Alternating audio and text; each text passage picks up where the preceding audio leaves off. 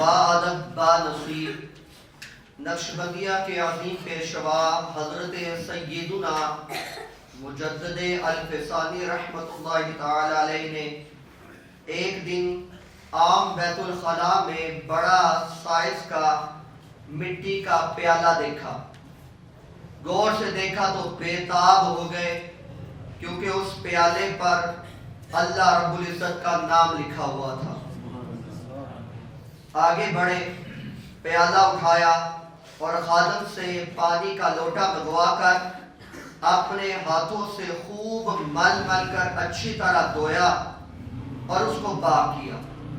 پھر ایک سفید کپڑے میں لپیٹ کر ادب کے ساتھ اونچی جگہ پر رکھ دیا.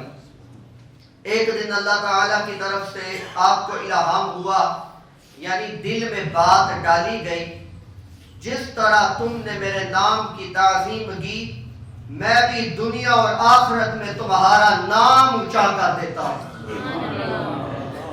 آپ فرمایا کرتے تھے کہ اللہ عز و جل کے نام پاک کا ادب کرنے سے مجھے وہ مقام حاصل ہوا جو 100 سال کی عبادت اور ریاضت سے بھی حاصل نہیں ہو سکتا. آقا دو جہاں کے پیارے حضرت مولا کائنات سیدنا علی المرتضی کرم اللہ تعالی وجہہ الکریم ورضی اللہ تعالی عنہ, آپ روایت کرتے ہیں کہ آقا علیہ السلام کا فرمان فضیلت نشان ہے, جو کوئی زمین سے ایسا کاغذ اٹھائے جس میں اللہ عز و جل کے ناموں میں سے کوئی بھی نام ہو تو اللہ عز و جل اس اٹھانے والے کا نام علیین میں بلند فرمائے گا. یہ مقام علیین سب سے اعلیٰ مقام ہے جہاں اہل ایمان کی ارواح منتقل ہوتی ہیں. تو اللہ تعالیٰ صرف نام کی برکت سے آپ نام اٹھائیں, اللہ تعالیٰ اس کی روح کو مقام علیین تک لے جاتا ہے. اس وجہ سے ہر مقدس تحریر کاغذ کچھ بھی اگر آپ کے آنکھوں کے سامنے آتا ہے ادب سے اٹھائیں, پیار سے چومیں اور اس کو اونچی جگہ پر رکھ دیں.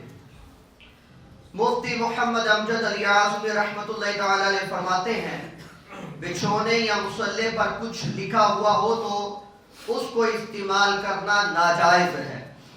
یہ عبارت اس کی بناوٹی ہو یا کڑی گئی ہو یا روشنائی سے لکھی گئی ہو, اگرچہ حروف مفردہ یعنی الف با تا سا الگ الگ کیوں نہ لکھے, کیونکہ حروف مفردہ کا بھی احترام ہے.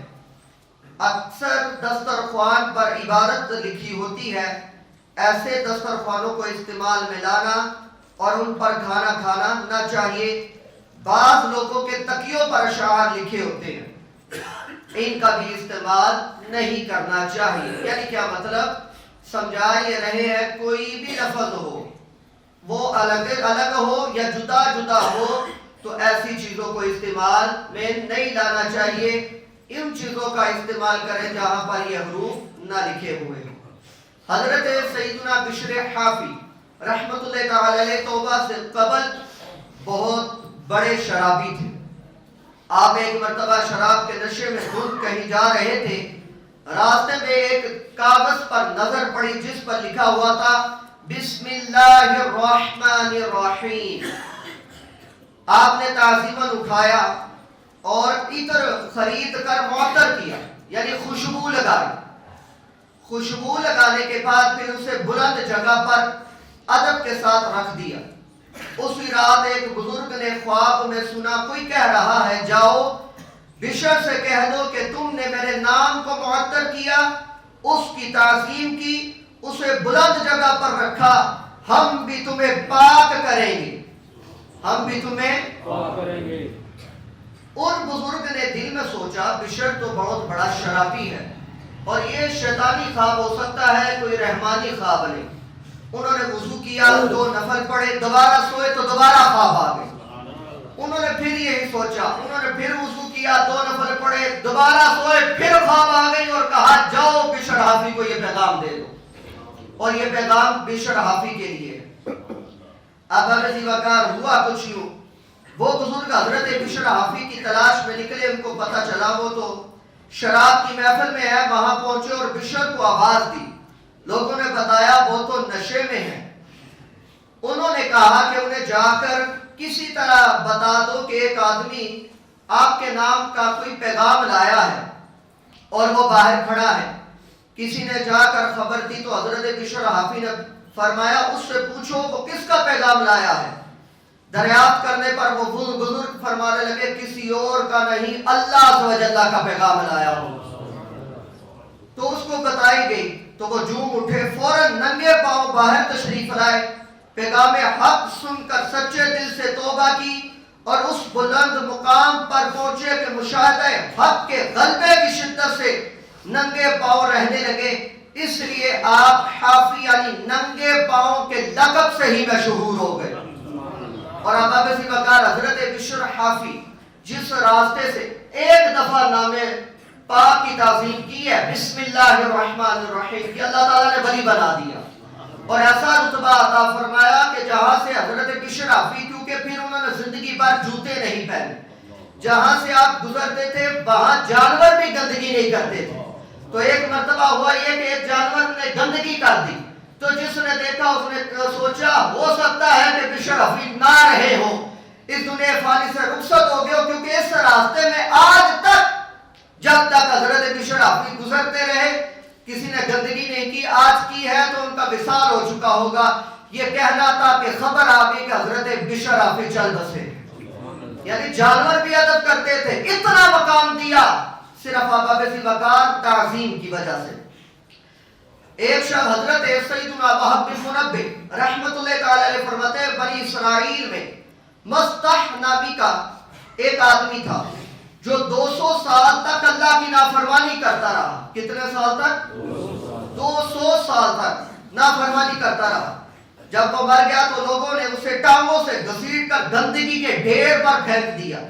اللہ عز و جل حضرت موسیٰ کلیم اللہ علیہ نبینا علیہ السلام کی طرف وحی فرمائی کہ جا کر اس کی نماز جنازہ ادا کریں۔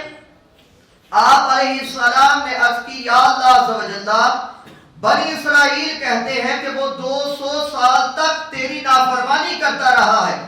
اللہ عز و جل نے ارشاد فرمایا وہ ایسا ہی تھا، اس نے 200 سال میری نافرمانی کی ہے، مگر وہ جب بھی تورات کھولتا اور نام محمد صلی اللہ تعالی علیہ وآلہ وسلم کو دیکھتا تو اسے چوم کر آنکھوں سے لگاتا اور اس پر درود پڑھتا، پس میں نے اس کا یہ عمل قبول کر کے اس کے سارے گناہ معاف فرما دیے اور 70 حوروں کے ساتھ اس کا نکاح کر دیا ہے۔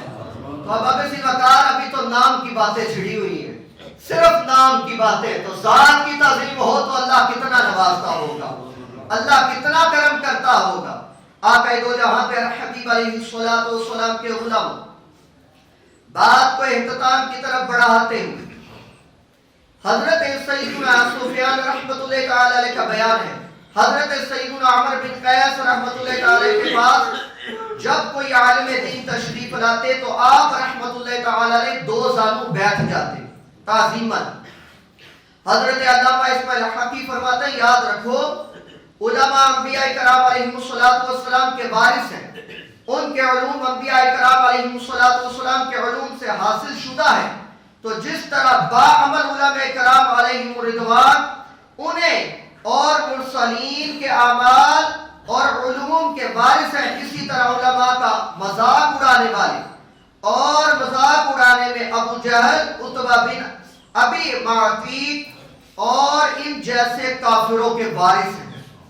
اس وجہ سے انسان کو بچنا چاہیے کیونکہ اس پر دلیل موجود۔ حضرت ابو الحفظ القدیر رحمت اللہ تعالی فرماتے ہیں جس نے کسی عالم کی غیب غیبت کی تو قیامت کے روز اس کے چہرے پر لکھا ہوگا کہ یہ اللہ عز و جل کی رحمت سے مایوس ہے۔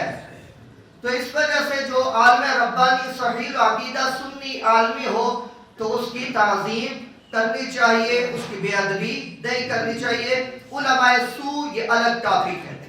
آخری بات دلیل عارفین میں ہے، ایک فاسق نوجوان تھا جس کی برائیوں کی وجہ سے مسلمان اس سے نفرت کیا کرتے تھے اور اسے بہت منع کرتے، لیکن وہ ایک نہ سنتا۔ الغرض جب اس کا انتقال ہو گیا تو کسی نے اسے خواب میں دیکھا کہ سر پر تاج رکھے ہوئے فرشتوں کے ہمراہ جنت میں جا رہا ہے۔ اس سے پوچھا کہ تو بدکار تھا اور یہ دولت کہاں سے نصیب ہوئی؟ سنیے ابا بزی وقا جواب دیا، دنیا میں مجھ سے ایک نیکی ہوئی۔ کتنی؟ دنیا سے مجھ سے صرف ایک نیکی ہوئی جس کو میں نے یاد رکھا ہوا ہے۔ کہا وہ کیا؟ کہا وہ یہ کہ جہاں کہیں قرآن پاک پر میری نگاہ پڑتی کھڑے ہو کر تعظیم کی نظر سے اسے دیکھتا، یعنی جہاں قرآن دیکھتا وہاں کھڑے ہو جاتا اور تعظیمت دیکھتا رہتا، قرآن کو دیکھتا رہتا۔ تو کہتے ہیں اسی کی بدولت اللہ تعالیٰ نے میری مغفرت فرما دی ہے اور مجھے یہ درجہ عنایت فرما دیا ہے۔ اب اسی وقار ابھی تو ابتدائی باتیں سنا رہا ہوں۔ اگر قرآن کو تعظیماً دیکھنا اتنا بڑا درجہ دلا دیتا ہے تو قرآن پڑھنا کتنا بڑا درجہ ہوگا، پھر قرآن کو سمجھنا کتنا بڑا درجہ ہوگا، پھر قرآن کو سمجھنے کے بعد عمل کرنا کتنا بڑا درجہ ہوگا، اور جو عمل کی دنیا پر قدم رکھنے کے بعد دوسروں کو عمل کی دنیا پر لے آئے، اللہ تعالیٰ اسے کیا مرتبہ اور مقام عطا فرمائے گا۔ اس وجہ سے اب بزی وقار آئیے بڑھیے، با ادب با نصیب ہوتے ہوئے اب بزی وقار انبیاء علیہ السلام ہو، صحابہ کرام علیہ رضوان ہو، آل پاک ہو، اولیاء عظام ہو، یا کوئی با ادب شخصیت ہو، ہر ایک کا ادب کرنا آپ کا کام ہے، بلندی درجات دینا اللہ کے قبضے قدرت میں ہے۔ اللہ عز و جل اس بیان کے تحت جو ہم نے سمجھا، اللہ تعالی ہم سب کو عمل کی بھی توفیق عطا فرمائے، ہر ایک بڑے کا ادب چھوٹے پر شفقت کرتے رہنے کی توفیق عطا فرمائے۔ وآخر دعوانا الحمدللہ رب العالمین۔